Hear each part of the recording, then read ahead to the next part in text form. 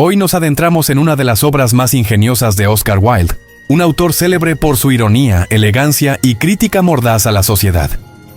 El crimen de Lord Arthur Savile es un relato que combina el misterio con el humor, llevándonos a un viaje inesperado a través de los salones de la alta sociedad victoriana. En esta historia, Wilde nos sumerge en un mundo donde el destino y la moral se entrelazan de formas sorprendentes, desafiando las certezas y convicciones de sus personajes.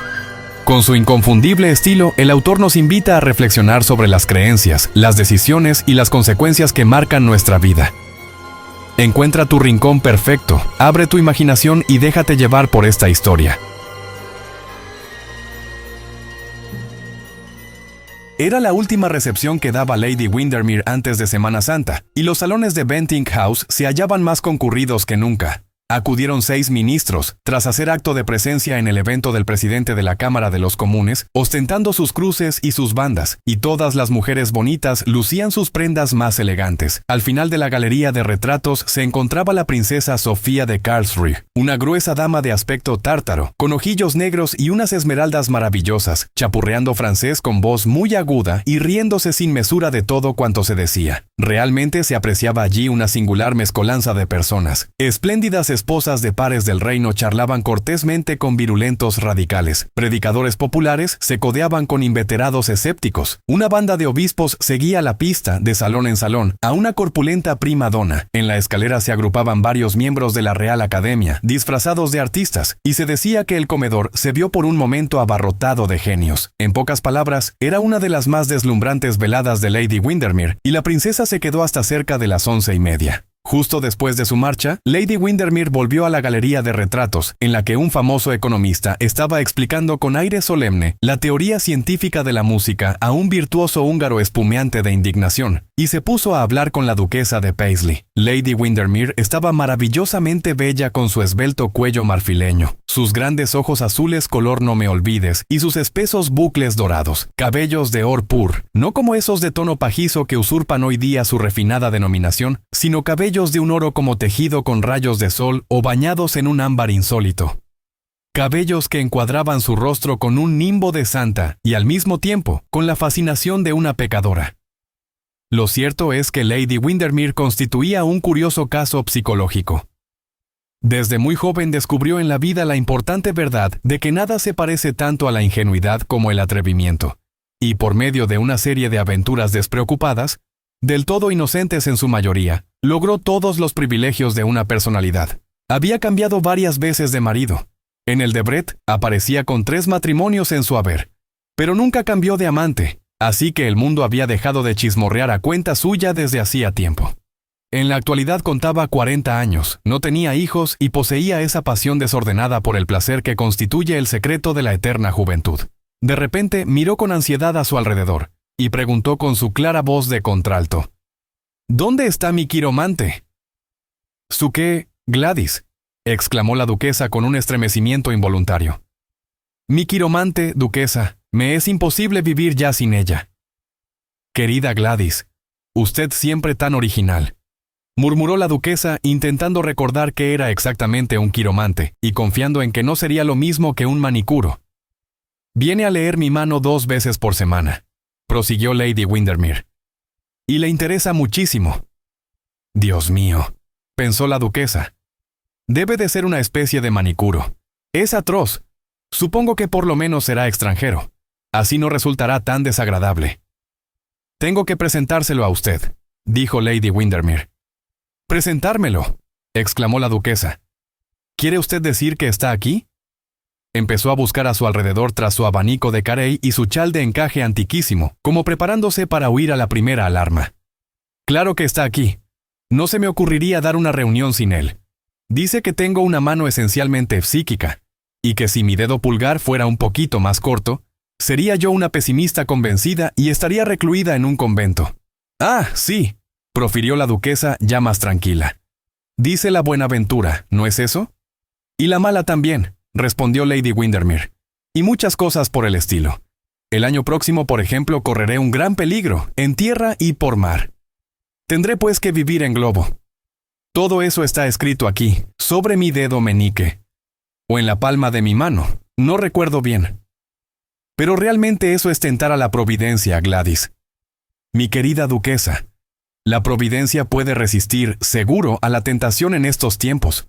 Creo que todos deberían hacerse leer sus manos una vez al mes, con objeto de enterarse de lo que les está prohibido. Claro es que todos seguirían haciendo lo mismo, pero resulta tan agradable saber lo que va a ocurrir. Si no tiene nadie la amabilidad de ir a buscar ahora al señor Podgers, iré yo misma. Permítame que me encargue de ello, Lady Windermere, dijo un muchacho alto y distinguido que las acompañaba y seguía la conversación con sonrisa divertida. Muchas gracias, Lord Arthur. Pero temo que no le reconozca a usted. Si es tan extraordinario como usted dice, Lady Windermere, no podrá escapárseme. Dígame solo cómo es, y dentro de un momento se lo traeré. Bien, no tiene nada de quiromante. Quiero decir que no tiene nada de misterioso, nada esotérico, ningún aspecto romántico. Es un hombrecillo grueso, con una cabeza cómicamente calva y grandes gafas de oro. Un personaje entre médico y notario pueblerino. Siento que sea así, pero no tengo yo la culpa. Es tan absurda la gente. Todos mis pianistas tienen aspecto de poetas, y todos mis poetas aspecto de pianistas. Recuerdo ahora que la última temporada invité a comer a un tremendo conspirador. Un hombre que había hecho volar con dinamita a infinidad de gente, y que vestía siempre una cota de malla y un puñal escondido en la manga. Pues bien, sepan ustedes que, a pesar de todo, tenía el total aspecto de un sacerdote bondadoso y anciano, y durante toda la noche se mostró muy chistoso. Lo cierto es que resultó muy divertido, encantador. Pero yo me sentí cruelmente desilusionada, y cuando le pregunté por su cota de malla, se contentó con reírse y me dijo que era demasiado fría para usarla en Inglaterra. Ah, ya está aquí el señor Podgers. Bueno, desearía, señor Podgers, que leyese usted la mano de la duquesa de Paisley. Duquesa, ¿quiere usted quitarse el guante? No, el de la izquierda, no, el de la derecha. Mi querida Gladys, no creo que esto sea del todo correcto, dijo la duquesa, desabrochando con desgana un guante de cabritilla bastante sucio. Lo que es interesante no es nunca correcto, dijo Lady Windermere. Pero tengo que presentarles, señor Podgers, mi quiromante favorito, la duquesa de Paisley. Como le diga a usted que tiene el monte de la luna más desarrollado que el mío, no volveré a creerle nunca. Estoy segura, Gladys, de que no habrá nada de eso en mi mano, dijo la duquesa en tono grave. Su excelencia está en lo cierto, replicó el señor Podgers echando un vistazo sobre la manita regordeta de dedos cortos. El monte de la luna no está desarrollado. Sin embargo, la línea de la vida es excelente. Tenga la amabilidad de doblar la muñeca. Gracias. 3 rayas clarísimas en la rasette, vivirá usted hasta una edad avanzada, duquesa. Y será extraordinariamente feliz. Ambición moderada. Línea de la inteligencia sin exageración. Línea del corazón. Sea usted indiscreto sobre este punto, señor Podgers, interrumpió Lady Windermere.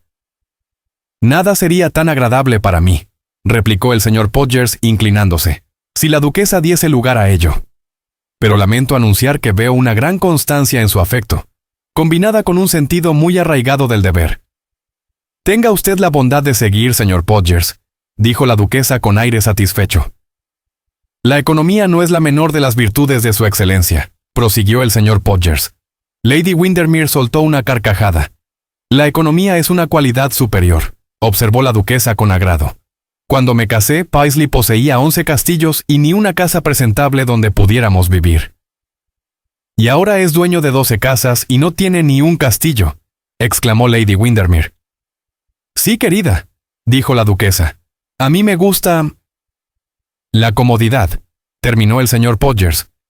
Y los adelantos modernos y el agua caliente en todas las habitaciones.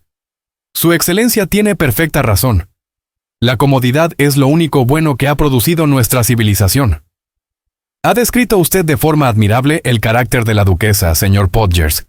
Tenga usted la bondad de contarnos ahora sobre Lady Flora.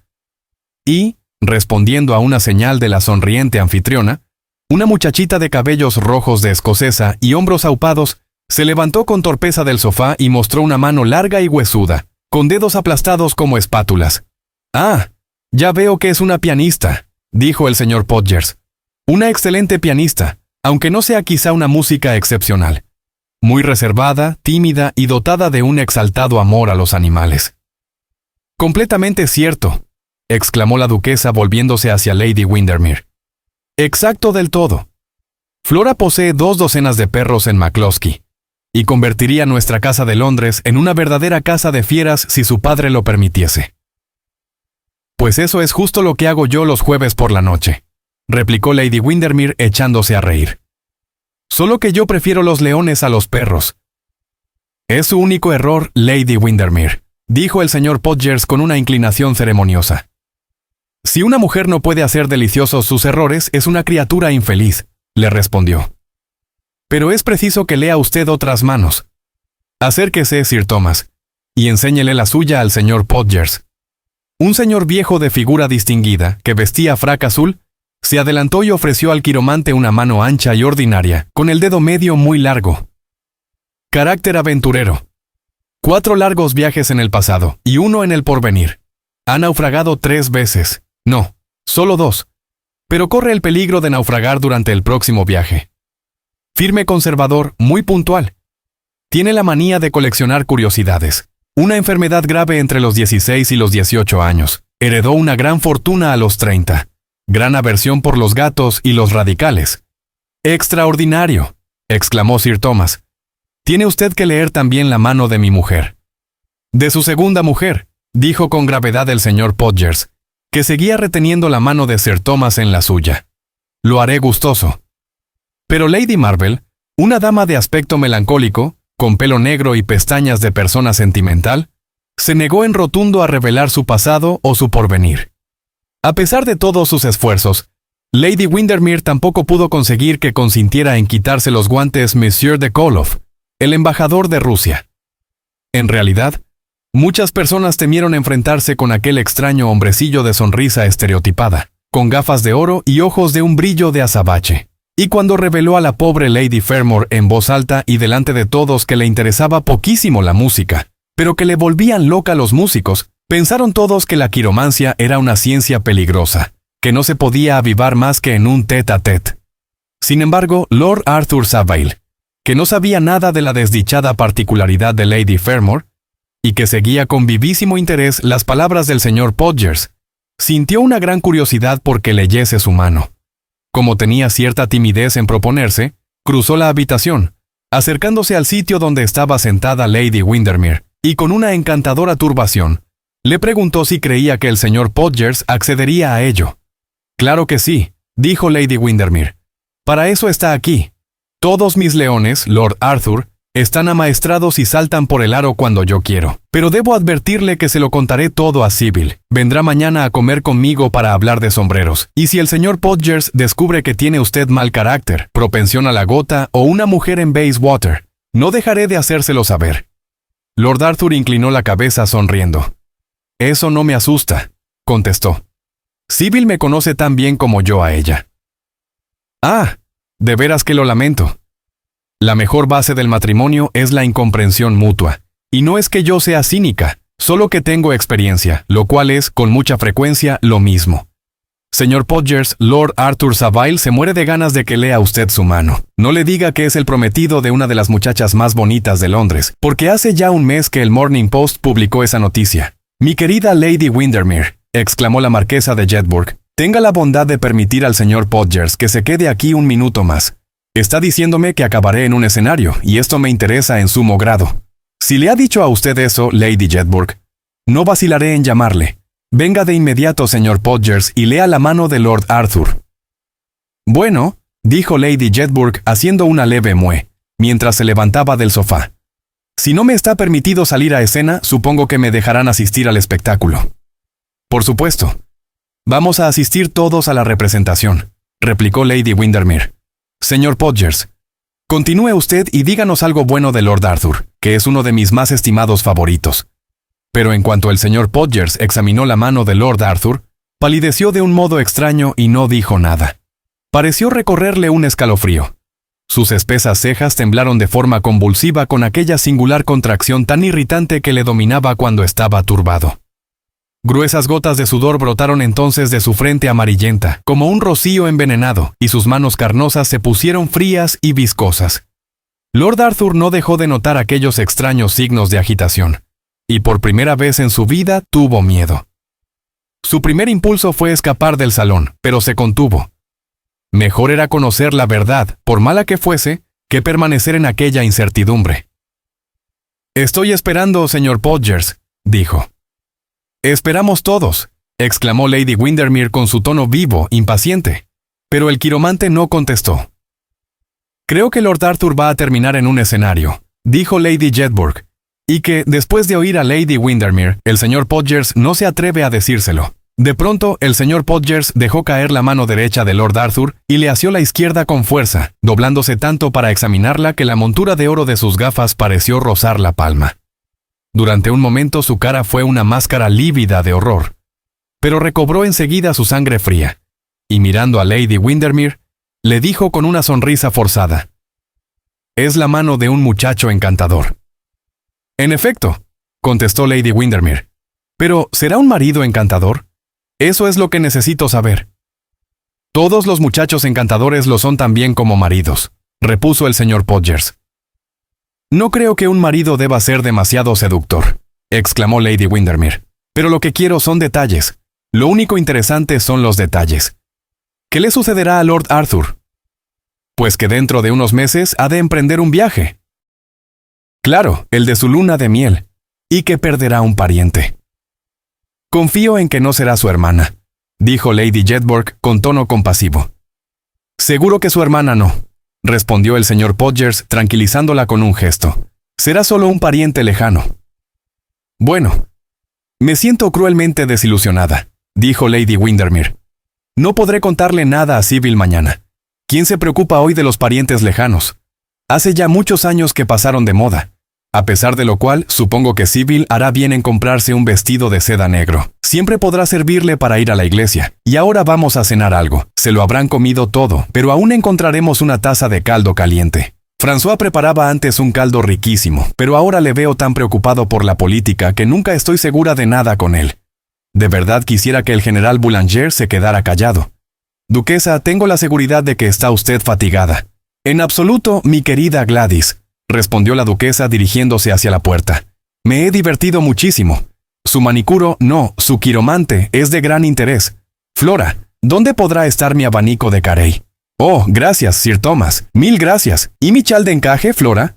«Oh, gracias, Sir Thomas. Es usted muy amable». Y la digna dama terminó de bajar la escalera sin dejar caer más que 2 veces su frasquito de esencia. Entretanto, Lord Arthur Saviel había permanecido en pie cerca de la chimenea, oprimido por el mismo sentimiento de terror, por la misma preocupación enfermiza respecto a un negro porvenir. Sonrió con tristeza a su hermana cuando pasó a su lado del brazo de Lord Plymdale, luciendo preciosa su vestido de brocado rosa y sus perlas, y casi no oyó a Lady Windermere, que le invitaba a seguirla. Pensó en Sybil Merton, y a la sola idea de que pudiera interponerse algo entre ellos dos, se le llenaron los ojos de lágrimas. Quien le hubiese mirado habría dicho que Némesis se había apoderado del escudo de Palas Atenea, mostrándole la cabeza de la gorgona. Parecía petrificado, y su cara presentaba el aspecto de un mármol melancólico. Había vivido la vida delicada y lujosa de un joven bien nacido y rico, una vida exquisita, libre de toda baja inquietud, de una bella despreocupación infantil. Y ahora, por primera vez, tomaba conciencia del terrible misterio del destino, de la espantosa idea de la fatalidad. Qué disparatado y monstruoso le parecía todo aquello. Podría ser que lo que estaba escrito en su mano con caracteres que él no sabía leer, pero que otro descifraba, fuese el terrible secreto de alguna culpa, el signo sangriento de algún crimen. ¿No habría escape? ¿No somos entonces más que peones de ajedrez puestos en juego por una fuerza invisible, más que vasijas que el alfarero modela a su gusto, por honor o descrédito? Su razón se rebelaba contra aquel pensamiento, y sin embargo sentía una tragedia suspendida sobre su vida, como si de repente estuviera destinado a soportar una carga intolerable. Los actores son gentes dichosas. Pueden elegir entre representar la tragedia o la comedia, el dolor o la diversión, entre hacer reír o hacer llorar. Pero en la vida real es muy distinto. Infinidad de hombres y mujeres se ven obligados a representar papeles para los cuales no estaban designados. Nuestros Guildenstern hacen de Hamlets, y nuestros Hamlets intentan bromear como el príncipe Hal. El mundo es un escenario, pero la obra tiene un reparto deplorable. De pronto el señor Podgers entró en el salón. Al ver a Lord Arthur se detuvo, y su carnosa faz ordinaria tomó un tinte amarillo verdoso. Los ojos de los dos hombres se encontraron, y hubo un momento de silencio. «La duquesa se ha dejado aquí uno de sus guantes, Lord Arthur, y me ha pedido que se lo lleve», dijo por fin el señor Podgers. «Ah, allí lo veo, sobre el sofá. Buenas noches». «Señor Podgers, no tengo más remedio que insistir en que me dé una respuesta categórica a la pregunta que voy a hacerle. En otra ocasión, Lord Arthur, la duquesa me espera. Debo reunirme con ella». «No irá usted.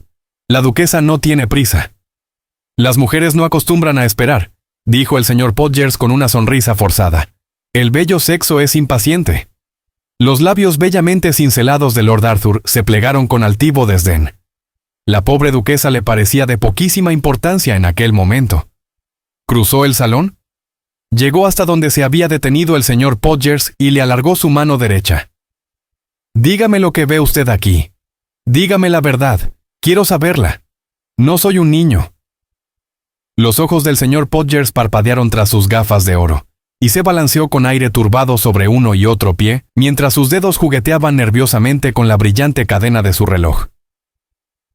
«¿Por qué cree usted, Lord Arthur, que he visto en su mano algo más de lo que le he dicho?»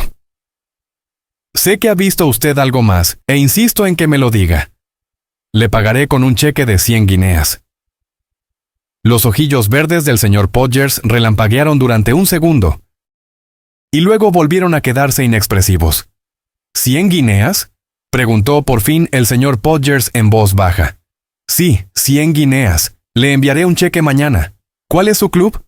«No pertenezco a ningún club, es decir, no por el momento, pero mis señas son... Permítame que le dé una tarjeta». Y sacando del bolsillo del pecho una cartulina de cantos dorados, se la alargó con una profunda inclinación a Lord Arthur, que leyó lo siguiente: «Septimus R. Podgers, quiromante profesional 103 a West Moon Street. Recibo de 10 a 4, murmuró el señor Podgers con un tono mecánico. «Y hago descuentos a las familias». «Dese prisa», gritó Lord Arthur poniéndose muy pálido y tendiéndole la diestra. El señor Podgers miró a su alrededor con gran agitación y corrió la pesada portier sobre la puerta. «La cosa durará un poco, Lord Arthur. Mejor hará usted en sentarse». «Dese prisa, caballero», gritó de nuevo Lord Arthur colérico, pataleando con violencia el suelo encerado. El señor Podgers sonrió y sacando de su bolsillo una lente pequeña, se puso a limpiarla cuidadosamente con el pañuelo. «Ya estoy preparado y a su disposición», dijo. 10 minutos más tarde, Lord Arthur Savile, con la cara lívida de terror y los ojos enloquecidos de angustia, se precipitaba fuera de Bentinck House. Se abrió paso entre el tropel de lacayos cubiertos de pieles que esperaban bajo la marquesina del gran pabellón, y parecía no ver ni oír nada en absoluto.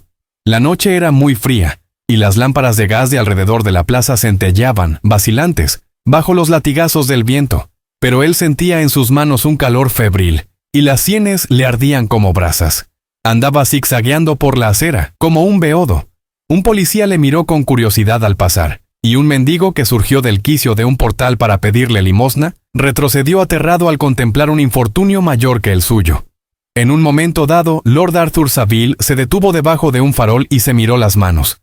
Creyó ver la mancha de sangre que las delataba, y un débil grito brotó de sus labios trémulos. «¡Asesino!». Esta era la palabra que había leído el quiromante en ellas. «¡Asesino!». La noche misma parecía saberlo, y el viento desolado la aullaba en sus oídos. Los rincones oscuros de las calles estaban preñados de aquella acusación que le sonreía desde los tejados. Primero se dirigió a Hyde Park, cuyo boscaje sombrío parecía fascinarle. Se apoyó en la verja con aire extenuado, refrescando su frente con la humedad del hierro, y escuchando el silencio rumoroso de los árboles. «¡Asesino! ¡Asesino!», se repitió, como si por dirigirse de nuevo la acusación pudiera atenuar el sentido de la palabra. El sonido de su propia voz le hizo estremecer, y a pesar de ello, casi deseó que el eco lo escuchase y despertara de sus sueños a la ciudad adormecida. Sentía impulsos de detener al primer transeúnte que pasara y contárselo todo.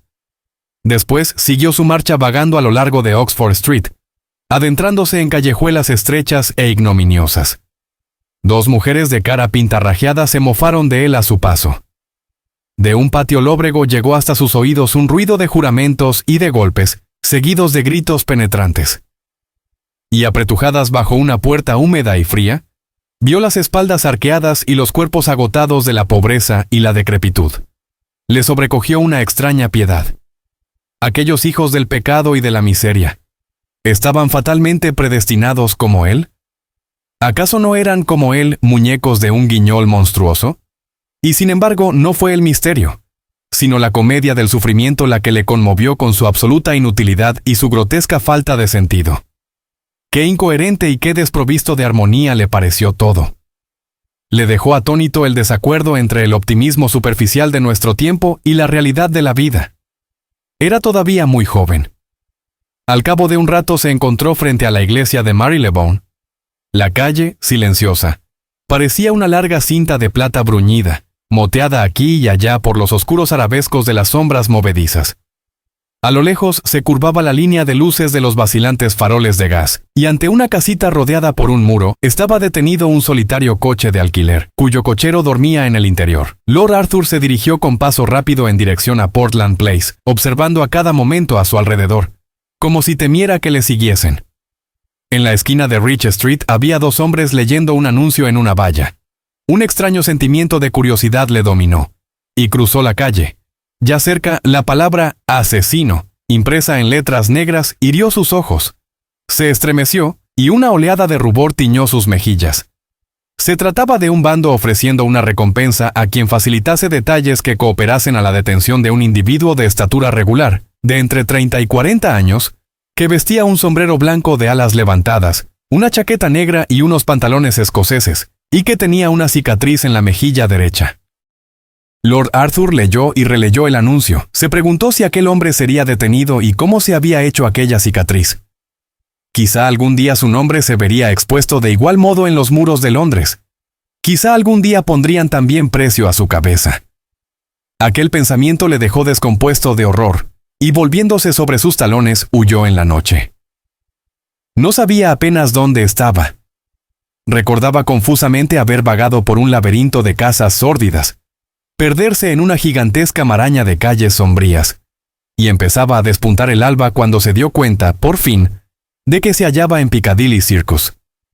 Al poco rato, cuando cruzaba por Belgrave Square, se encontró con los grandes camiones de transporte que se dirigían al mercado de Covent Garden. Los carreteros con sus blusas blancas y sus rostros agradables, bronceados por el sol, de revueltos cabellos rizados, apresuraban con vigor el paso restallando sus fustas y hablándose a gritos. Sobre el lomo de un enorme caballo gris, el primero de la recua, iba montado un mozo mofletudo con un ramito de prímulas en su sombrero de alas caídas, agarrándose con mano firme a las crines y riendo a carcajadas. En la claridad matinal, los grandes montones de legumbres destacaban como bloques de verde jade sobre los pétalos rosados de una flor mágica. Lord Arthur experimentó un sentimiento de viva conmoción, sin que pudiese decir por qué.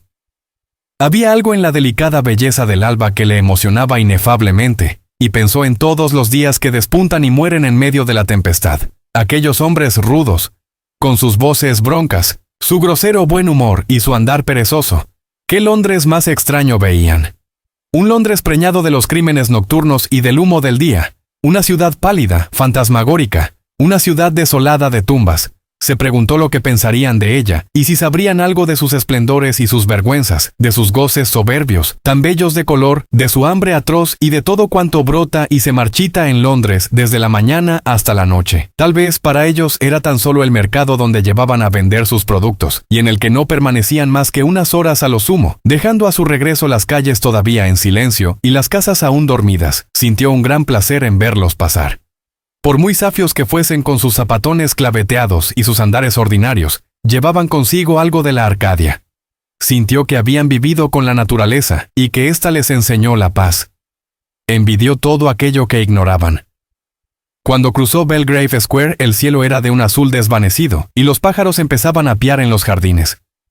Cuando despertó, Lord Arthur estaba ya muy avanzada la mañana, y el sol de mediodía se filtraba a través de las cortinas de seda marfileña de su dormitorio. Se levantó y fue a mirar por el ventanal. Una vaga neblina de calor flotaba sobre la gran ciudad, y los tejados de las casas parecían de plata oxidada. Por el césped tembloroso de la plaza de abajo se perseguían unos niños como mariposas blancas, y las aceras estaban llenas de gente que se dirigía a Hyde Park. Nunca le pareció la vida tan hermosa ni tan alejada de él la maldad. En aquel momento su ayuda de cámara le trajo una taza de chocolate sobre una bandeja. Después de tomársela, levantó una pesada cortina color albaricoque y pasó al cuarto de baño. La luz entraba con suavidad desde lo alto, a través de unas delgadas hojas de ónice transparente, y el agua en la pila de mármol tenía el brillo apagado de la piedra lunar. Lord Arthur se sumergió con rapidez hasta que el agua rozó su cuello y sus cabellos. Entonces metió de golpe la cabeza dentro del líquido, como si quisiera purificarse de la mancha de algún recuerdo infame. Cuando salió del baño se sintió casi serenado. El bienestar físico que había experimentado le dominó, como sucede a menudo a las naturalezas refinadas, pues los sentidos, como el fuego, pueden purificar o destruir. Después de almorzar, se tumbó en un diván y encendió un cigarrillo.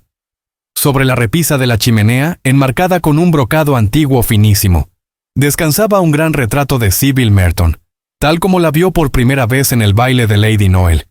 La pequeña cabeza, de un modelado delicioso, se inclinaba ligeramente a un lado, como si el cuello, delgado y frágil como una caña, no pudiese apenas soportar el peso de tanta belleza. Los labios estaban un poco entreabiertos y parecían formados para la suave música, y en sus ojos soñadores se leían las sorpresas de la más tierna pureza virginal. Ceñida en su vestido de blanco crespón de China, con un gran abanico de plumas en la mano, parecía una de esas delicadas figuritas que se encuentran en los bosques de olivos próximos a Tanagra.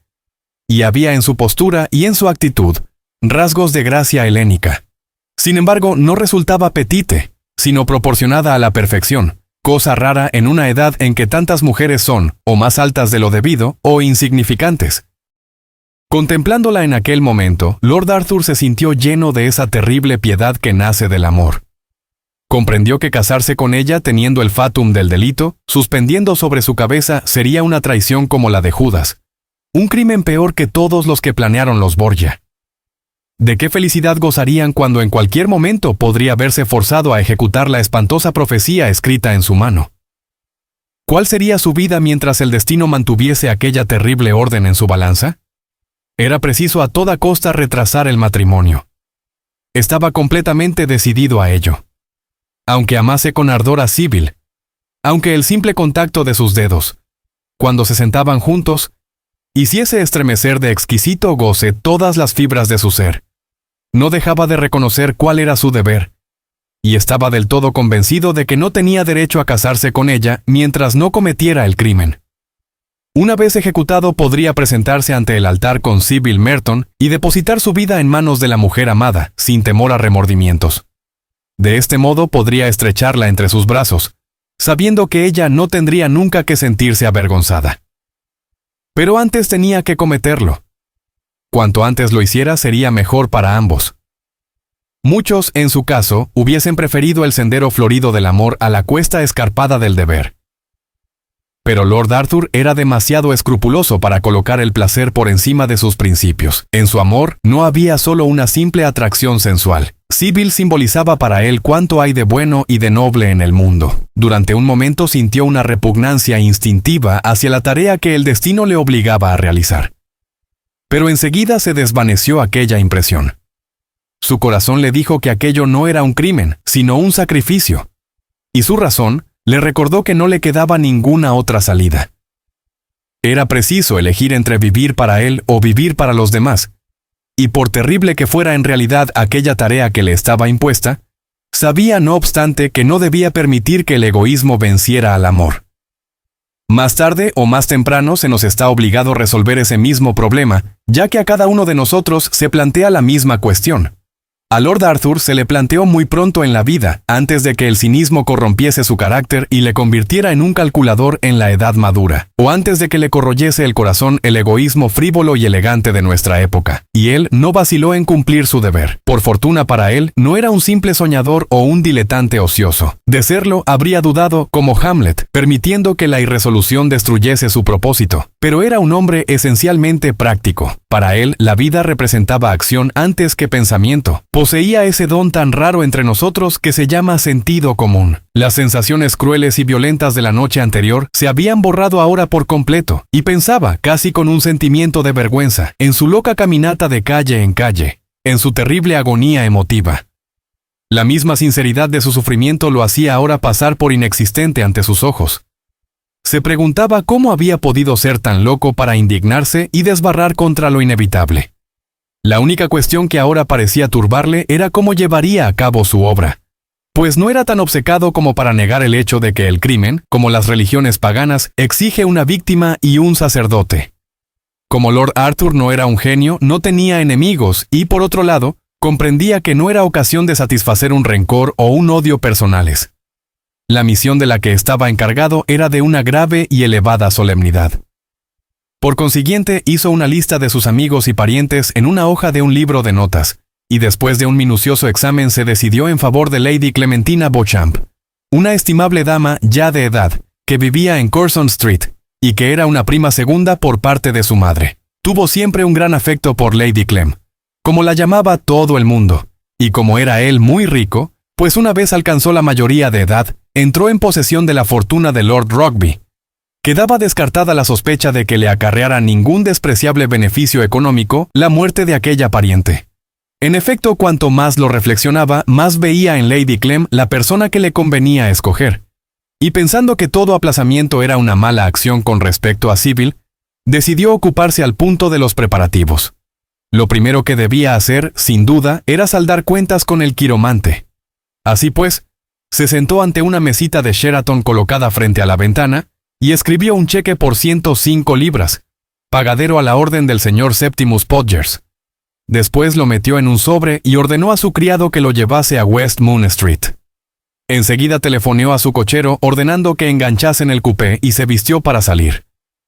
Antes de salir de la habitación, dirigió una mirada al retrato de Sybil Merton, jurándose que, pasase lo que pasase, no le diría nunca lo que iba a hacer por su amor, y que guardaría el secreto de su sacrificio en el fondo de su corazón.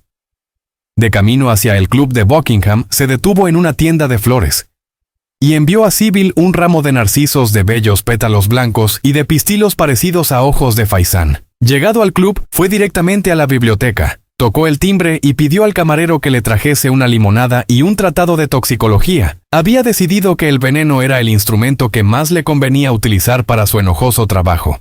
Nada le desagradaba tanto como un acto de violencia personal, y además le preocupaba mucho asesinar a Lady Clementina con algún medio que pudiese llamar la atención, pues le horrorizaba la idea de convertirse en el hombre de moda en casa de Lady Windermere, o de ver su nombre figurar en los sueltos de los periódicos que lee el vulgo. Necesitaba también tener en cuenta a los padres de Sybil, que, como pertenecían a un mundo un poco anticuado, podrían oponerse al matrimonio si se producía algún escándalo, aunque estaba seguro de que, si les contara todos los incidentes del suceso, serían los primeros en comprender los motivos que le impulsaban a obrar así. Tenía, pues, perfecta razón al decidirse por el veneno. Era inofensivo, seguro, silencioso, y actuaba sin necesidad de escenas penosas, por las cuales sentía él profunda aversión, como muchos ingleses. Sin embargo, no conocía nada en absoluto de la ciencia de los venenos, y como el criado era, por lo visto, incapaz de encontrar algo en la biblioteca que no fuera la Ruff's Guide o la Bailey's Magazine, examinó por sí mismo los estantes llenos de libros, y acabó por encontrar una edición muy bien encuadernada de la Farmacopeia, y un ejemplar de la Toxicology de Erskine, editada por Sir Matthew Reed, presidente de la Real Academia de Medicina y uno de los miembros más antiguos del Buckingham Club, para el que fue elegido por confusión con otro candidato, contratiempo que disgustó tanto a la Junta que, cuando el candidato auténtico se presentó, fue derrotado por unanimidad. Lord Arthur se quedó desconcertadísimo ante los términos técnicos empleados en los dos libros, y empezaba a recriminarse no haber concedido más atención a sus estudios en Oxford, cuando en el tomo segundo de Erskine encontró una explicación acertadísima y muy completa de las propiedades de la aconitina, redactada en un inglés clarísimo. Le pareció que aquel veneno le convenía en todos los sentidos. Era muy activo, por no decir casi instantáneo, no causaba dolores, y tomado en forma de cápsula de gelatina, como recomendaba Sir Matthew, era insípido al paladar. Se anotó en el puño de la camisa la dosis necesaria para causar la muerte. Devolvió los libros a su sitio y se encaminó por St. James Street hasta Pestle and Humbees, el establecimiento de esos grandes farmacéuticos. El señor Pestle, que servía siempre personalmente a sus clientes de la aristocracia, se quedó muy sorprendido por su petición, y con tono amabilísimo murmuró algo respecto a la necesidad de una receta médica. Sin embargo, no bien Lord Arthur le explicó que era para dárselo a un perro gran danés, del cual se veía obligado a desembarazarse porque presentaba síntomas de hidrofobia, habiendo intentado por 2 veces morder a su cochero en una pantorrilla, pareció satisfecho por completo, y después de felicitar a Lord Arthur por sus extraordinarios conocimientos de toxicología, confeccionó de inmediato la preparación. Lord Arthur colocó la cápsula en una linda bombonera de plata que adquirió en una tienda de Bond Street, tiró la vasta cajita de Pestle and Humbies y se encaminó hacia la casa de Lady Clementina. «Y bien, Monsieur le mauvais sujet», le espetó la vieja señora al entrar él en su salón. «¿Por qué no ha venido usted a verme en todo este tiempo?» «Mi querida Lady Clem, no tengo nunca un rato de soledad», replicó Lord Arthur con una sonrisa. «Supongo que querrás decir que te pasas los días con la señorita Sybil Merton, comprando chifons y diciendo tonterías. No acabo de comprender por qué la gente se alborota tanto para casarse. En mis tiempos no hubiéramos pensado nunca en exhibirnos y embullir tanto en público y en privado por cosa tan vulgar. Le aseguro que no he visto a Sybil desde hace 24 horas, Lady Clem. Que yo sepa, pertenece por completo a sus modistas. Claro, ese es el único motivo que puede traerte por casa de una mujer vieja como yo.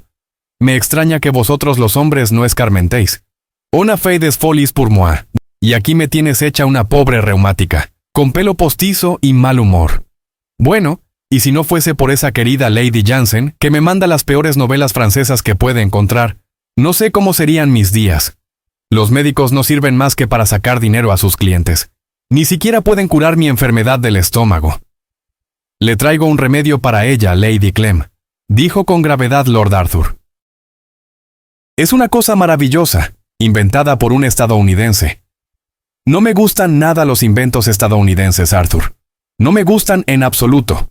He estado leyendo hace poco varias de sus novelas y eran verdaderas insensateces. Oh, esto no es ninguna insensatez, Lady Clem. Le aseguro que es un remedio infalible. Tiene usted que prometerme que lo probará. Y Lord Arthur sacó de su bolsillo la bombonera y se la ofreció a Lady Clementina. Pero es deliciosa esta bombonera, Arthur. Una verdadera joya. Eres amabilísimo. Y aquí está el remedio. Parece un bombón. Voy a tomarlo ahora mismo. Por Dios, Lady Clem, exclamó Lord Arthur deteniéndola. No haga usted eso. Es una medicina homeopática.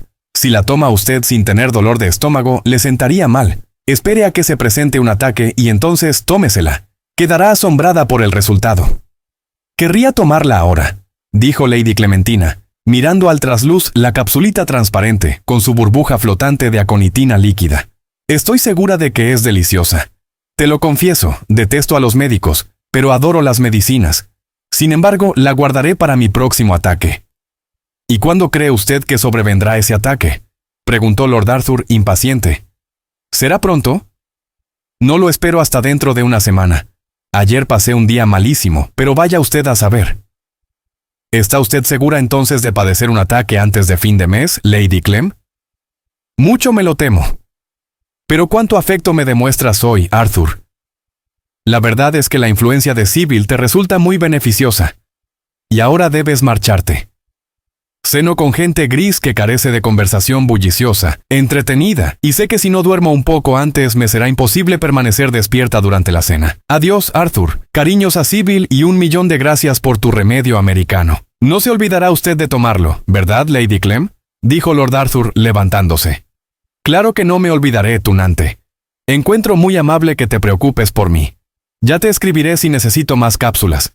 Lord Arthur salió de casa de Lady Clementina lleno de bríos y sintiéndose reconfortado. Aquella noche tuvo una entrevista con Sybil Merton. Le dijo que se veía de pronto en una situación horriblemente difícil, ante la cual no le permitían retroceder ni su honor ni su deber. Le explicó que era preciso aplazar la boda, pues hasta que no se encontrase exento de aquel compromiso, no recobraría su libertad. Le rogó que confiase en él y que no dudase del porvenir. Todo marcharía bien. Pero era necesario tener paciencia. La escena tuvo lugar en el invernadero de la residencia del señor Merton en Park Lane, donde cenó Lord Arthur como de costumbre. Sybil no se mostró nunca tan dichosa, y hubo un momento en que Lord Arthur sintió la tentación de portarse como un cobarde y de escribir a Lady Clementina revelándole lo de la cápsula, dejando que se produjera el casamiento, como si no existiese en el mundo el señor Podgers. No obstante, su buen criterio se impuso enseguida. y no flaqueó ni al arrojarse Sybil llorando a sus brazos. La belleza que hacía vibrar sus sentidos despertó del mismo modo su conciencia. Comprendió que perder una vida tan hermosa por unos cuantos meses de placer era realmente una acción feísima. Estuvo con Sybil hasta cerca de medianoche, consolándola y recibiendo ánimos de su parte. Y al día siguiente, muy temprano, salió para Venecia después de haber escrito al señor Merton una carta varonil y entera respecto al aplazamiento necesario de la boda. En Venecia se encontró con su hermano Lord Surbiton, que acababa de llegar de Corfú en su yate. Los dos jóvenes pasaron juntos 2 semanas encantadoras. Por la mañana montaban a caballo por el Lido o iban de un lado para otro por los canales verdes en su alargada góndola negra. Por la tarde solían recibir visitas a bordo del yate, y por la noche cenaban en Florian's y fumaban innumerables cigarrillos paseando por la plaza. A pesar de todo, Lord Arthur no era feliz. Todos los días recorría la columna de defunciones del Times, esperando encontrar la noticia de la muerte de Lady Clementina. Pero siempre sufría una decepción. Empezó a temer que le hubiese ocurrido algún accidente, y sintió muchas veces no haberle dejado tomar la aconitina, cuando quiso ella probar sus efectos. Las cartas de Sybil, aunque llenas de amor, de confianza y de ternura, tenían con frecuencia un tono triste, y a veces pensaba que se había separado de ella para siempre. Al cabo de 15 días, Lord Surbiton se cansó de Venecia y decidió recorrer la costa hasta Rávena, pues oyó decir que había mucha caza en el Pinetum. Lord Arthur, al principio, se negó de forma tajante a acompañarle, pero Surbiton, a quien quería muchísimo, le persuadió por fin de que si seguía viviendo en el hotel, Danieli se moriría de tedio, y el día 15, por la mañana, se dieron a la vela con un fuerte viento nordeste y un mar bastante picado. La travesía fue agradable, y la vida al aire libre hizo que reaparecieran los frescos colores en las mejillas de Lord Arthur, pero hacia el día 22 volvieron a invadirle sus preocupaciones con respecto a Lady Clementina, y a pesar de las exhortaciones de Surbiton, regresó en tren a Venecia.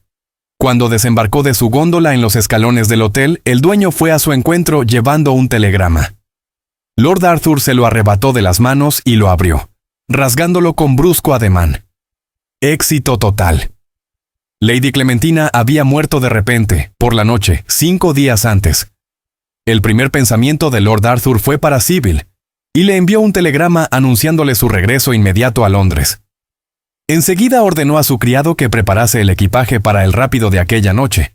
Quintuplicó la propina a su gondolero y subió hacia su habitación con paso ligero y corazón alegre. Allí le esperaban 3 cartas. Una de Sybil llena de cariño, con un pésame muy sentido. Las otras, de la madre de Arthur y del notario de Lady Clementina. Parecía ser que la vieja señora cenó con la duquesa la noche antes de su muerte. Encantó a todo el mundo con su gracejo y esprit. Pero se retiró temprano, quejándose de dolor de estómago. A la mañana siguiente la encontraron muerta en su lecho, sin que pareciese haber sufrido en modo alguno. Se avisó entonces a Sir Matthew Reed, pero era ya inútil, y fue enterrada en Beauchamp-Chalcot el día 22. Pocos días antes de su muerte, escribió su testamento. Dejaba a Lord Arthur su casita de Curzon Street, todo su moblaje, sus efectos personales, su galería de cuadros, menos la colección de miniaturas, que legaba a su hermana Lady Margaret Rawford, y su collar de amatistas, que dejaba a Sybil Merton. El inmueble no valía mucho, pero el señor Mansfield, el notario, deseaba vivamente que acudiese Lord Arthur lo antes posible porque había muchas deudas que pagar, ya que Lady Clementina no pudo mantener nunca sus cuentas en regla. A Lord Arthur le conmovió mucho aquel buen recuerdo de Lady Clementina, y pensó que el señor Podgers tenía que asumir una grave responsabilidad en aquel asunto. Su amor por Sybil dominó, sin embargo, cualquier otra emoción, y la plena conciencia de que había cumplido su deber le tranquilizó y le dio ánimos. Al llegar a Charing Cross ya se sentía dichoso por completo. Los Merton le recibieron muy afectuosos. Sybil le hizo prometer que no toleraría ningún obstáculo que se interpusiera entre ellos, y quedó fijada la boda para el 7 de junio. La vida le parecía, una vez más, brillante y hermosa, y toda su antigua alegría renacía en él. Sin embargo, pocos días después, mientras Lord Arthur confeccionaba el inventario de la casa de Curzon Street, junto con el notario de Lady Clementina y con Sybil, quemando paquetes, cartas amarillentas y desechando extrañas antiguallas, la joven lanzó de pronto un grito de alegría. ¿Qué has encontrado, Sybil?, inquirió Lord Arthur, levantando la cabeza y sonriendo. Esta bombonerita de plata. Es preciosa. Parece holandesa. ¿Me la regalas? Las amatistas no me sentarán bien, creo yo, hasta que tenga 80 años. Era la cajita con la cápsula de aconitina. Lord Arthur se estremeció, y un rubor repentino inflamó sus mejillas.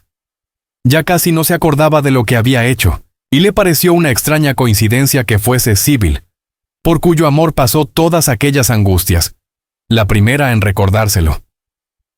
Tuya es, desde luego. De hecho, fui yo quien se la regaló a Lady Clem. Oh, gracias, Arthur. ¿Y este bombón me lo das también? No sabía que le gustasen los dulces a Lady Clementina. La creía demasiado intelectual. Lord Arthur se puso pálido como un muerto, y una idea horrible cruzó por su imaginación. «Un bombón, Sybil. ¿Qué quieres decir?», preguntó con voz ronca y apagada. «Sí, hay un bombón dentro, uno solo, rancio ya y sucio. No me resulta nada apetitoso. Pero, ¿qué sucede, Arthur? Estás muy pálido». Lord Arthur saltó de su silla y cogió la bombonera. Dentro se hallaba la píldora ambarina, con su glóbulo de veneno. A pesar de todos sus esfuerzos, Lady Clementina había fallecido de muerte natural. La conmoción que le produjo aquel descubrimiento fue superior a sus fuerzas. Tiró la píldora al fuego y se desplomó sobre el sofá con un grito desesperado. El señor Merton se quedó muy desconsolado ante aquel segundo aplazamiento, y Lady Julia, que había encargado ya su vestido para la boda, hizo todo cuanto pudo por convencer a Sybil de la necesidad de una ruptura. A pesar del inmenso cariño que Sybil profesaba a su madre, había entregado su vida a Lord Arthur, y nada de lo que le dijo aquella pudo torcer su voluntad. En cuanto a Lord Arthur, necesitó varios días para reponerse de su cruel decepción, y por espacio de una temporada tuvo los nervios descompuestos. Sin embargo, recobró pronto su excelente sensatez, y su criterio sano y práctico no le dejó titubear durante mucho tiempo sobre la conducta a seguir. Ya que el veneno había fallado por completo, era preciso emplear la dinamita o cualquier otro explosivo de este género. Así pues, examinó de nuevo la lista de sus amigos y parientes, y después de maduras reflexiones decidió volar a su tío, el deán de Chichester. A este, que era un hombre de gran cultura y talento, le entusiasmaban los relojes. Tenía una colección maravillosa de esos aparatos, colección que abarcaba desde el siglo XV hasta nuestros días. Le pareció a Lord Arthur que aquella afición del bonachón de Anne le proporcionaba una excelente base para realizar sus planes, pero agenciarse una máquina explosiva era ya otra cosa. El London Directory no le ofrecía ninguna indicación respecto a ello, y pensó que le reportaría muy poca utilidad dirigirse a Scotland Yard. Allí no se entera nunca de los hechos y movimientos de los dinamiteros, sino después de una explosión, y ni siquiera entonces. De pronto pensó en su amigo Ruvalov, un joven ruso de tendencias muy revolucionarias, a quien conoció el invierno anterior en casa de Lady Windermere. El conde de Ruvalov estaba escribiendo una vida de Pedro el Grande. Fue a Inglaterra con el propósito de estudiar los documentos referentes a la estancia del zar en ese país, en calidad de carpintero naval. Pero todos sospechaban que era agente nihilista, y era evidente que la embajada rusa no veía con buenos ojos su presencia en Londres. Lord Arthur pensó que aquel era el hombre que le convenía, y una mañana se dirigió a su casa de Bloomsbury para pedirle consejo y ayuda. ¿Al fin piensa usted ocuparse seriamente de política?, preguntó el conde de Ruvalov cuando Lord Arthur le expuso el objeto de su visita. Pero este, que detestaba las fanfarronadas, se creyó en la obligación de explicarle que las cuestiones sociales no ofrecían el menor interés para él, y que necesitaba un explosivo para un asunto puramente familiar. El conde de Ruvalov le contempló un momento lleno de sorpresa, y luego, viendo que hablaba en serio, escribió una dirección en un pedazo de papel, firmó con sus iniciales y se lo dio a Lord Arthur, diciendo: «Scotland Yard daría cualquier cosa por conocer esa dirección, mi querido amigo». «No la conocerán», exclamó Lord Arthur echándose a reír. Y después de estrechar de forma amigable la mano del joven ruso, se precipitó a la escalera y ordenó a su cochero que le llevase a Soho Square. Una vez allí, lo despidió y siguió por Greek Street hasta llegar a un lugar llamado Bales Court. Cruzó un pasaje y se encontró en un curioso cul-de-sac, que parecía ocupado por un lavadero francés, pues de una casa a otra se extendía toda una red de cuerdas cargadas de ropa blanca que agitaba el aire matinal. Lord Arthur siguió derecho hacia el final de ese secadero y llamó a la puerta de una casita verde. Después de una corta espera, durante la cual todas las ventanas del patio se llenaron de cabezas, abrió la puerta un extranjero de aspecto bastante hosco, que le preguntó en un malísimo inglés qué deseaba. Lord Arthur le tendió el papel que le había dado el conde de Ruvaloff. No bien lo hubo leído, el individuo se inclinó, invitando a Lord Arthur a penetrar en una habitación reducidísima del piso bajo. Pocos minutos después, Herr Winkelkopf, como le llamaban en Inglaterra, se precipitó en el aposento con una servilleta al cuello manchada de vino y un tenedor en la mano izquierda. «El conde de Ruvaloff», dijo Lord Arthur inclinándose, «me ha dado ese papel de presentación para usted, y deseo con viveza que me conceda una breve entrevista para una cuestión de negocios. Me llamo Smith, Robert Smith, y necesito que me proporcione usted un reloj explosivo». «Encantado de recibirle, Lord Arthur», replicó el malicioso y pequeño alemán, estallando de risa. «No me mire usted con esa cara de asustado. Es mi deber conocer a todo el mundo y recuerdo haberle visto a usted una noche en casa de Lady Windermere. Espero que su excelencia esté bien de salud. ¿Quiere usted acompañarme mientras termino de almorzar? Tengo un excelente paté, y mis amigos llevan su bondad hasta afirmar que mi vino del Rin es mejor que ninguno de los que pueden beberse en la embajada de Alemania». Y antes de que Lord Arthur hubiese vuelto de su asombro, se encontró sentado en la salita del fondo, bebiendo a sorbos un Marco Brunner de los más deliciosos en una copa amarillo pálido, grabada con el monograma imperial, y charlando de la manera más amistosa con el famoso anarquista. «Los relojes explosivos», dijo Herr Winkelkopf, «no son buenos artículos para exportar, ni aun consiguiendo hacerlos pasar por la aduana. El servicio de trenes es tan irregular que, por regla general, estallan antes de llegar a su destino. A pesar de ello, si necesita usted uno de esos aparatos para uso doméstico, puedo proporcionarle un artículo excelente, garantizándole que ha de quedar satisfecho del resultado. ¿Puedo preguntarle para qué fin piensa usted destinarlo? Si es para la policía o para alguien relacionado con Scotland Yard».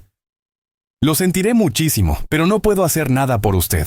Los detectives ingleses son nuestros mejores amigos, y he comprobado siempre que, gracias a su estupidez, podemos hacer todo cuanto se nos antoja. No quisiera tocar ni un pelo de sus cabezas. Le aseguro», replicó Lord Arthur, «que esto no tiene nada que ver con la policía. Para que usted lo sepa, el mecanismo de relojería está destinado al deán de Chichester. ¡Caramba! No podía yo imaginarme ni por lo más remoto que fuese usted tan exaltado en materia religiosa, Lord Arthur. Los jóvenes de hoy no se apasionan por eso». «Creo que me alaba usted demasiado, Herr Winkelkopf», dijo Lord Arthur ruborizándose. «El hecho es que soy un completo ignorante en teología». «¿Se trata entonces de un asunto meramente personal?» «Meramente personal». Herr Winkelkopf se encogió de hombros y salió de la habitación. Unos minutos después reaparecía con un cartucho redondo de dinamita, del tamaño de un penique, y un precioso reloj francés, rematado por una figurita, en bronce dorado, de la libertad, aplastando a la hidra del despotismo. El semblante de Lord Arthur se iluminó de alegría al verlo. «Esto es justo lo que necesito. Y ahora dígame usted cómo estalla». «Ah, ese es mi secreto», respondió Herr Winkelkopf, contemplando su invento con una justa mirada de orgullo. «Dígame usted tan solo cuándo desea que estalle y regularé el mecanismo para el momento indicado». «Bueno, hoy es martes y si puede usted mandármelo enseguida». «Imposible. Tengo una infinidad de encargos, entre otros un trabajo importantísimo para unos amigos de Moscú. Pero a pesar de todo se lo mandaré mañana». «Oh, llegará a tiempo», dijo Lord Arthur de forma cortés. «Si queda entregado mañana por la noche o el jueves por la mañana. En cuanto al momento de la explosión, fijémoslo para el viernes a mediodía en punto. A esa hora el deán está siempre en su casa». «¿El viernes a mediodía?», repitió Herr Winkelkopf, y tomó nota en un gran registro abierto sobre una mesa al lado de la chimenea. «Y ahora», dijo Lord Arthur levantándose, «haga el favor de decirme cuánto le debo». «Muy poca cosa, Lord Arthur. Se lo voy a dejar al precio de coste. La dinamita vale 7 chelines con 6 peniques, la maquinaria de relojería 3 libras con 10 chelines, y el porte unos 5 chelines. Me complace sobremanera poder servir a un amigo del conde de Ruvaloff. Pero, ¿y su molestia, Herr Winkelkopf? Oh, nada. Obtengo un verdadero placer en ello. No trabajo por el dinero, vivo solo para mi arte». Lord Arthur depositó 4 libras, 2 chelines y 6 peniques sobre la mesa. Dio las gracias al pequeño alemán por su amabilidad y, rehusando lo mejor que pudo una invitación para entrevistarse con varios anarquistas en un té merienda el sábado siguiente, salió de casa de Herr Winkelkopf y se marchó al parque. Los 2 días siguientes los pasó en un tremendo estado de agitación. El viernes a mediodía se dirigió al Buckingham en espera de noticias. Durante toda la tarde, el estúpido portero de servicio fijó en la tablilla telegramas de todos los lugares del país, con los resultados de las carreras de caballos, las sentencias de divorcio, el estado del tiempo y otras informaciones semejantes, mientras la cinta telegráfica desenrollaba los detalles más aburridos sobre la sesión nocturna de la Cámara de los Comunes y sobre un ligero ataque de pánico en la Bolsa de Londres. A las 4 llegaron los diarios de la noche, y Lord Arthur desapareció en el salón de lectura con el Pall Mall, el St. James's, el Globe y el Echo, ante la gran indignación del coronel Goodchild, que quería leer el extracto de un discurso que había pronunciado aquella mañana en el Palacio Consistorial, con motivo de las misiones sudafricanas y la conveniencia de tener en cada provincia un obispo negro. Y el coronel sentía, no se sabe por qué, una gran animadversión hacia el Evening News. Ninguno de aquellos periódicos contenía, sin embargo, la menor alusión a Chichester, y Lord Arthur comprendió que el atentado había fracasado. Fue para él un terrible golpe, y durante algunos minutos permaneció abatidísimo. Herr Winkelkopf, a quien visitó al día siguiente, se deshizo en excusas complicadas, comprometiéndose a proporcionarle otro reloj, que abonaría a él, o una caja de bombas de nitroglicerina a precio de coste. Pero Lord Arthur no tenía ya ninguna confianza en los explosivos, y Herr Winkelkopf reconoció que estaba hoy día todo tan falsificado que era difícil proporcionarse hasta dinamita sin adulterar. Sin embargo, el alemán, aun admitiendo que el mecanismo de relojería podía ser defectuoso en alguna pieza, confiaba todavía en que el resorte del reloj funcionase. Citaba en apoyo de su tesis el caso de un barómetro que envió una vez al gobernador militar de Odessa, preparado para estallar al 10º día, y que permaneció imperturbable por espacio de 3 meses. También era verdad que cuando estalló no hizo añicos más que a una doncella, pues el gobernador había salido de la ciudad 6 semanas antes, pero al menos aquello demostraba que la dinamita, regida por un mecanismo de relojería, era un poderoso agente, aunque algo inexacto. Lord Arthur halló un poco de consuelo con aquella reflexión, pero estaba predestinado a sufrir un nuevo desengaño. 2 días después, cuando subía la escalera, la duquesa le llamó a su tocador y le enseñó una carta que acababa de recibir del deanato. «Jane me escribe unas cartas encantadoras», le dijo. «Lee esta última. Es tan interesante como algunas de las novelas que nos remite Mudie». Lord Arthur se la arrebató de las manos. Estaba redactada en los siguientes términos: «Deanato de Chichester, 27 de mayo. Queridísima tía, 1000 gracias por la franela para el asilo Dorcas, así como por la guinga. Estoy del todo de acuerdo con usted en estimar absurdo ese afán de lucir cosas llamativas, pero hoy día todo el mundo es tan radical y tan no religioso que resulta difícil hacerles ver que no deben adoptar los gustos y la elegancia de la clase alta. Lo cierto es que no sé a dónde vamos a llegar. Como dice papá a menudo en sus sermones, vivimos en una época de incredulidad.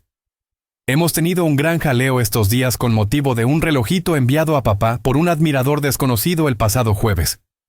Llegó de Londres con porte pagado en un cajoncito de madera, y papá cree que le ha sido remitido por algún oyente de su notable sermón sobre el tema «El libertinaje es la libertad», pues el reloj está coronado por una figura de mujer con un gorro frigio en la cabeza. Yo no encuentro esto muy correcto, pero papá dice que es histórico, y sus razones tendrá. Parker desembaló el objeto y papá lo colocó sobre la repisa, en la chimenea de la biblioteca. Estábamos todos sentados en esa habitación el viernes por la mañana, cuando en el preciso momento en que daba las 12 el reloj, oímos como un ruido de alas, salió un poco de humo del pedestal de la figura y la diosa de la libertad se desprendió, y se rompió la nariz contra el reborde de la chimenea.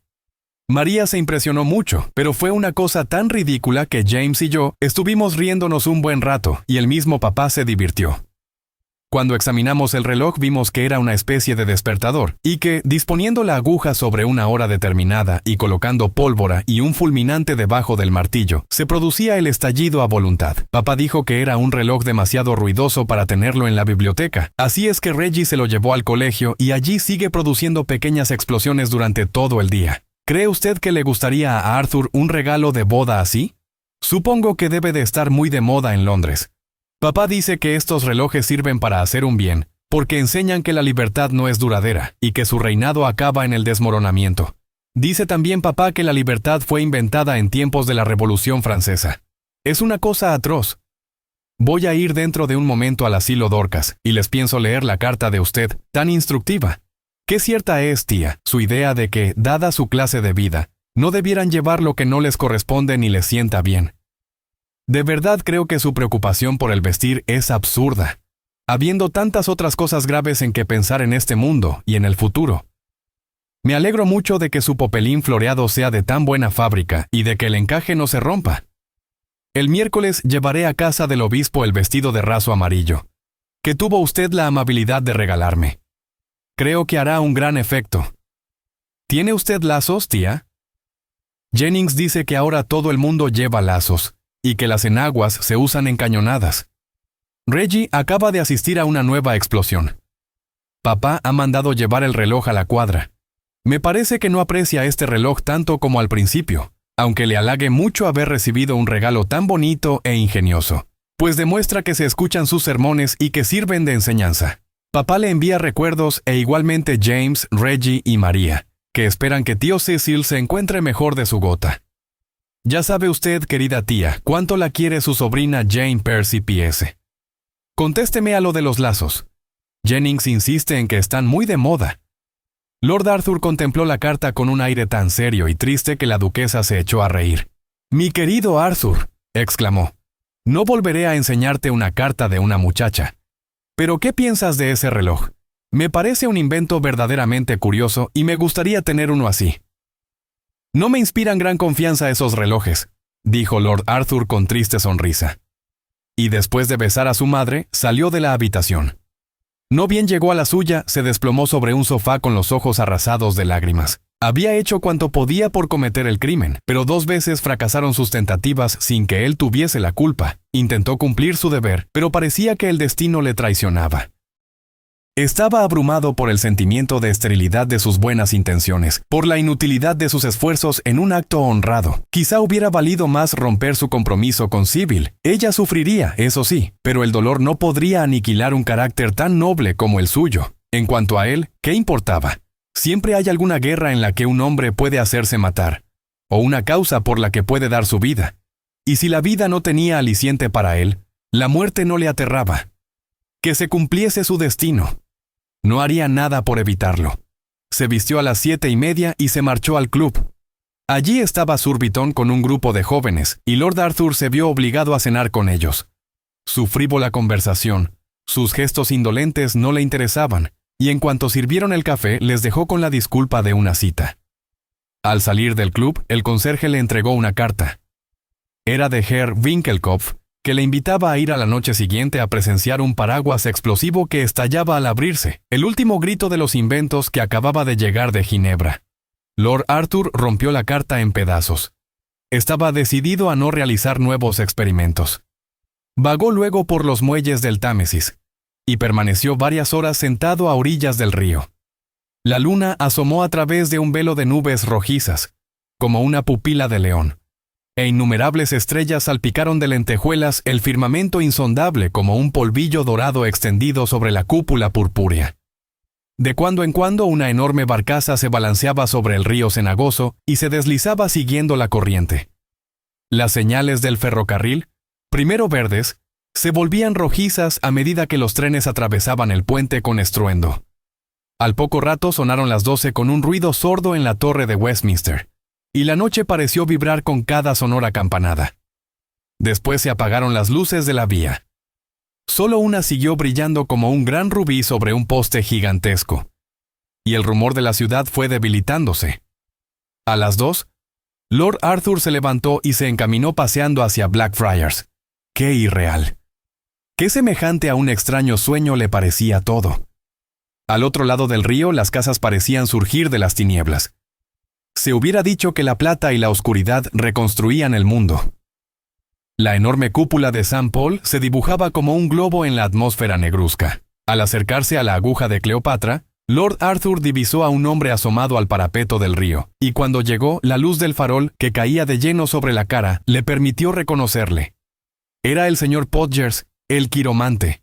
El rostro carnoso y arrugado, las gafas de oro, la sonrisa enfermiza y la boca sensual eran inconfundibles. Lord Arthur se detuvo.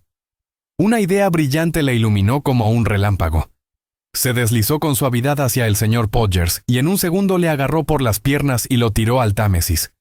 Se oyó una blasfemia, el ruido de un chapoteo y... nada más. Lord Arthur contempló con ansiedad la superficie del río. Pero no pudo ver más que el sombrero del quiromante, que daba vueltas en un remolino de agua plateada por la luna. Al cabo de unos minutos, el sombrero desapareció también y ya no quedó ninguna huella visible del señor Podgers. Hubo un momento en que Lord Arthur creyó divisar una silueta gruesa y deforme que se abalanzaba hacia la escalerilla próxima al puente. Pero casi enseguida se agrandó el reflejo de aquella imagen, y cuando volvió a salir la luna, desapareció definitivamente. Entonces le pareció haber cumplido los mandatos del destino. Lanzó un profundo suspiro de alivio y el nombre de Sybil apareció en sus labios. ¿Se le ha caído a usted algo?, dijo de repente una voz a su espalda. Se volvió de golpe y vio a un policía con su linterna sorda. «Nada que valga la pena», contestó sonriendo, y tomando un coche que pasaba se dirigió a Belgrave Square. Los días siguientes alternó entre la alegría y la preocupación. Había momentos en que casi esperaba ver entrar al señor Podgers en su cuarto, y sin embargo otras veces comprendía que el destino no podía ser tan injusto con él. Fue por 2 veces a casa del quiromante, pero no pudo decidirse a tocar el timbre. Deseaba con toda su alma conocer la verdad y al mismo tiempo la temía, y al fin la supo. Se hallaba sentado en el salón de fumar del club y tomaba el té escuchando, aburrido, a Surbiton, que le cantaba la última canción cómica del Gaiety, cuando el criado trajo los diarios de la noche. Cogió el St. James's y, hojeándolo con ojos distraídos, de repente se topó con este titular: Suicidio de un quiromante. Palideció de emoción y empezó a leer la noticia, que decía lo siguiente: ayer por la mañana, a las 7, fue hallado el cuerpo del señor Septimus R. Podgers, el eminente quiromante, devuelto por el río en la ribera de Greenwich, frente al Hotel Ship. Este infortunado señor desapareció hace unos días, y en los centros quirománticos se sentían vivas inquietudes respecto a su paradero. Se supone que se suicidó a influjos de un trastorno momentáneo de sus facultades mentales, provocado por un trabajo excesivo. Así lo ha reconocido por unanimidad el dictamen forense, emitido esta tarde. El señor Podgers había concluido un tratado sobre la lectura de la mano humana, que será publicado en breve y ha de suscitar, sin duda alguna, un gran interés. El finado tenía 65 años y, según parece, no ha dejado familia. Lord Arthur salió con gran precipitación del club, periódico en mano, ante la gran estupefacción del conserje, que intentó inútilmente detenerle, y se hizo conducir a Park Lane a toda prisa. Sybil, que miraba por la ventana, le vio llegar y algo pareció decirle que traía buenas noticias. Corrió a su encuentro y, al mirarle a la cara, comprendió que todo marchaba bien. «Mi querida Sybil», exclamó Lord Arthur, «casémonos mañana». «¡Qué chiquillo más loco! Y el pastel de boda sin encargar», replicó Sybil, riéndose entre lágrimas. Cuando se celebró la boda, unas 3 semanas después, St. Peter estaba lleno de una verdadera multitud de personas de la más elevada alcurnia. Ofició de un modo conmovedor el deán de Chichester, y todos los asistentes estuvieron de acuerdo en reconocer que no habían visto nunca una pareja tan seductora como la que formaban los novios. Pero eran más que hermosos. Eran felices. No sintió Lord Arthur un solo momento lo que había sufrido por amor a Sybil, y ella, por su parte, le daba lo mejor que puede ofrendar una mujer a un hombre: respeto, ternura y amor.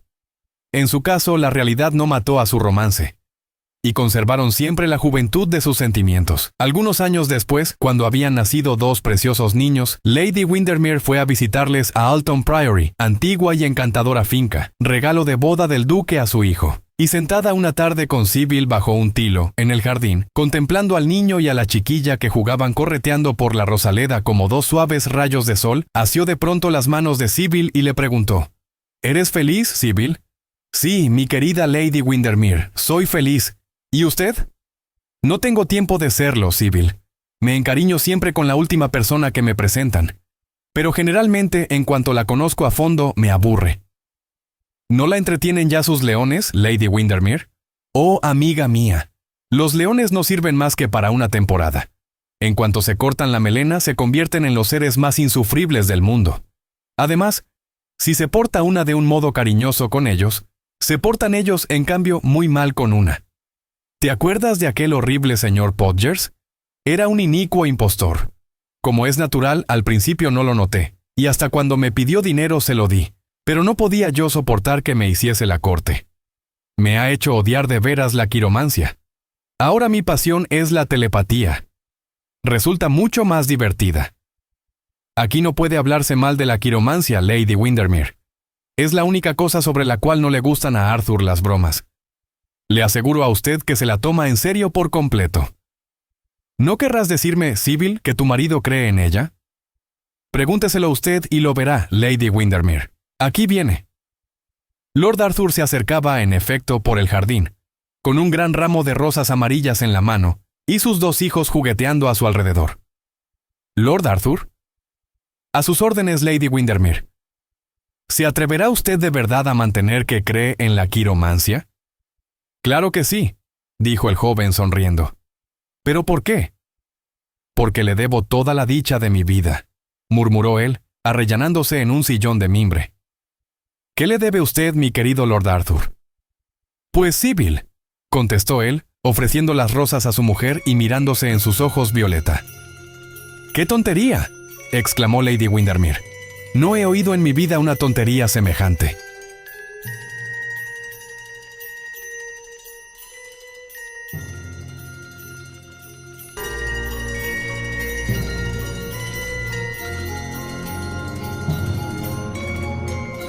Si te gustó esta narración, comenta, dale like y suscríbete para más cuentos clásicos como este.